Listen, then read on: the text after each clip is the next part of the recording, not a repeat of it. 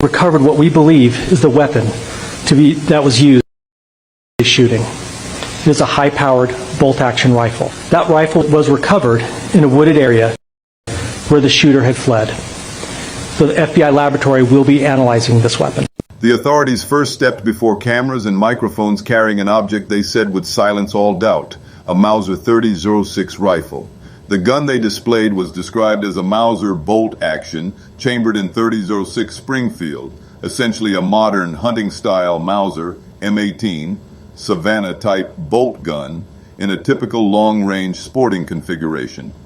The rifle shown matched the kind of bolt-action hunting rifle built with a cold-hammered barrel, a 22-inch or similar barrel length, and a sturdy synthetic stock, features consistent with factory M18 Savannah models. The 30-06 Springfield cartridge that such rifles use is a long-established hunting and service round. Commercial factory loads commonly range from roughly 110 to 220 grains in bullet weight and produce muzzle velocities that typically fall between about 2,600 and 3,000 feet per second, depending on bullet weight and barrel length. For example, many manufacturers list a 150 grain load near 2,900 feet shoots and a 180 grain load closer to 2,700 feet shoots. That pairing, a bolt-action platform, and the 30-06 cartridge yields substantial muzzle energy and an effective accuracy envelope at several hundred yards when fired from a stable position with proper sighting, which is precisely why a careful ballistic comparison between any recovered projectile and that rifle's barrel would normally be decisive. They held the rifle up as if its mere presence could end the conversation, as if presenting the object would close the file. Officials said it had been abandoned in the woodland, left behind like a signature from the killer. Inside the chamber was one fired cartridge. In the magazine, 3 unfired rounds remained. On its surface, the rifle was offered as the answer. But beneath that presentation, one elemental truth remained missing. The projectile recovered from Charlie Kirk's body was never publicly confirmed to H's. Have been fired from that specific rifle. That absence, the absence of a publicly stated documented ballistic link, is the fault line running through the entire case. Ballistics is not mystery or guesswork. At its best, it is routine forensic science with well-established methods. Every rifled barrel leaves microscopic striations on a bullet as it passes through the bore.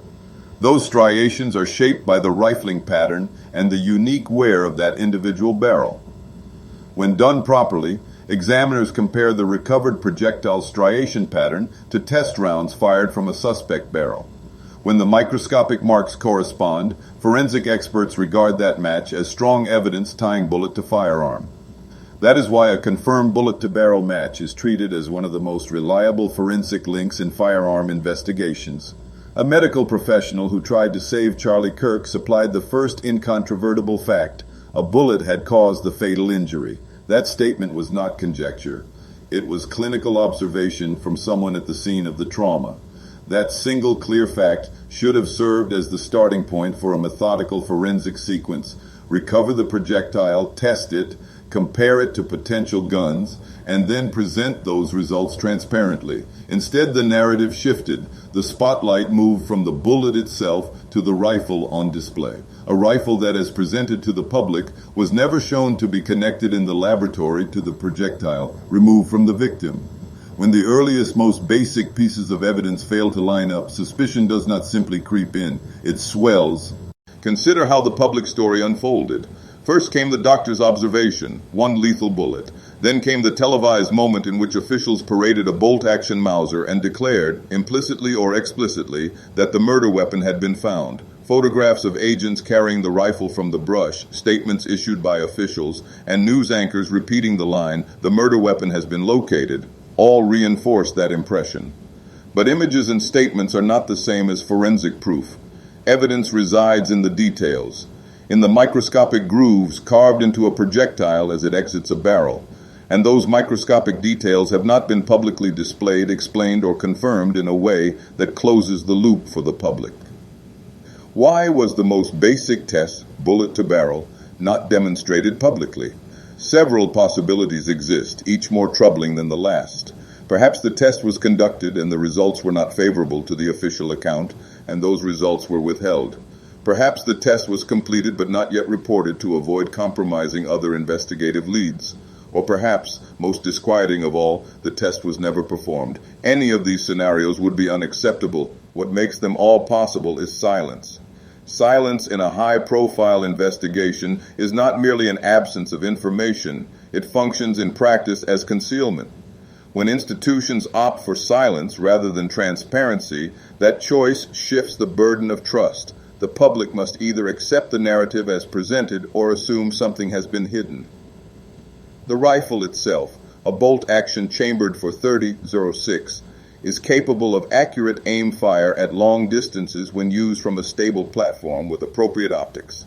That capability explains why investigators would be keen to test it against the projectile.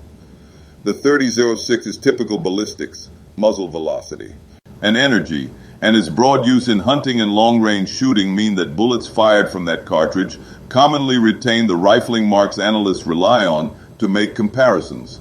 In short, the physical properties of the weapon and ammunition are such that a properly performed forensic comparison should, in ordinary circumstances, produce a clear answer one way or the other. The fact that the public has not been shown that answer leaves the presentation of the rifle an unresolved display rather than the final piece of proof it was offered to be. Look at the peripheral details that were used to construct the narrative. Scattered casings in the area, some reported with inscriptions or markings that suggested premeditation and symbolic intent. Those elements add texture to the story. They make a compelling piece of visual reporting. But without the labor-intensive forensic work that connects a specific bullet to a specific barrel, those flourishes are decoration rather than proof. Decoration can make a story feel complete on camera, but it cannot substitute for the scientific work that courts rely on to reach legal conclusions. Every investigation begins with questions. The role of forensic science is to replace them with answers. Here the questions multiplied. Was the projectile tested? If the test was done, why were the results not publicly released? If the test was not done, why skip the most basic forensic step? Each unanswered question fuels another, and in that widening gap, trust decays. When institutions choose silence, whether intentionally or negligently, the effect is the same. The narrative becomes unmoored from verifiable fact. History is not kind to cases that begin with performance rather than proof. Numerous past investigations have seen confidence erode once the fundamental forensic facts are examined more closely. Convictions have been overturned where initial forensic claims fail to withstand scrutiny. Institutional reputations have been damaged when incomplete or misleading presentations were exposed. The pattern is consistent. Start with a show, and sooner or later the show collapses if the science does not support it. That pattern is the lens through which we must view Charlie Kirk's case. It is easy to conflate theatrical certainty with actual evidence when cameras and officials present a single object as if discovery equals resolution. But discovery without demonstrated linkage is an incomplete process. The rifle remains an exhibit until the science confirms it as the weapon. The bullet remains the single undeniable physical link to the death. The bridge between them, the forensic match, is what transforms display into evidence. Without that bridge being shown, the case is an array of public spectacles rather than the settled work of a completed investigation. This is not merely an academic criticism. The consequences are real. Families seek truth and accountability. Communities look to institutions for transparent processes. Courts rely on demonstrable links to evaluate criminal responsibility. When steps that should be routine, recovering a projectile, submitting it to the laboratory, reporting the results, and where appropriate, releasing the findings that confirm or exclude a weapon, are absent from the public record, the result is not only uncertainty, but a corrosive erosion of institutional trust. So we return to the fundamental question, plain and unavoidable. Who buried the connection? Who decided that confirmation was less important than presentation? If the bullet matches the rifle, why has that fact not been made central and clear? If the bullet does not match, why has that information not been publicly addressed to explain how the investigation will proceed? If the test has not been performed, why was the rifle declared the solution before the science was complete?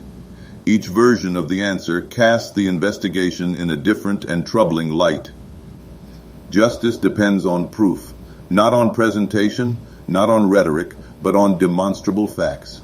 Performance can persuade an audience for a moment, but it cannot replace the work of a lab or the testimony of an analyst in court.